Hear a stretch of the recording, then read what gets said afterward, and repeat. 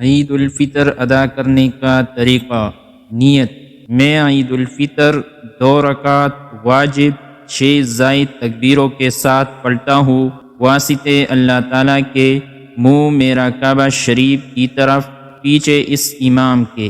پہلی رکعت: اللہ اکبر، کانوں تک ہاتھ اٹھا کر باندھ لے۔ امام اور مقتدی دونوں پڑھے سبحانک اللہم وبحمدک وتبارک اسمک وتعالی جدک ولا الہ غیرک۔ امام اور مقتدی دونوں کہیں اللہ اکبر، کانوں تک ہاتھ اٹھا کر چھوڑ دے۔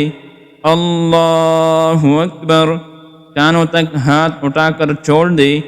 اللہ اکبر، کانوں تک ہاتھ اٹھا کر ہاتھ باندھ لے۔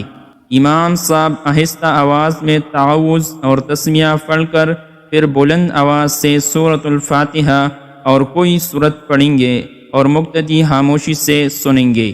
معمول کے مطابق رکوع اور 2 سجدے اور دوسری رکعت کے لیے کھڑے ہو جائیں۔ دوسری رکعت: امام صاحب بلند آواز سے سورۃ الفاتحہ اور کوئی سورت پڑھیں گے اور مقتدی خاموشی سے سنیں گے۔ امام اور مقتدی دونوں کہیں اللہ اکبر، کانوں تک ہاتھ اٹھا کر چھوڑ دے۔ اللہ اکبر، کانوں تک ہاتھ اٹھا کر چھوڑ دے۔ اللہ اکبر، کانوں تک ہاتھ اٹھا کر چھوڑ دے۔ اللہ اکبر، بغیر ہاتھ اٹھائے رکوع کرے۔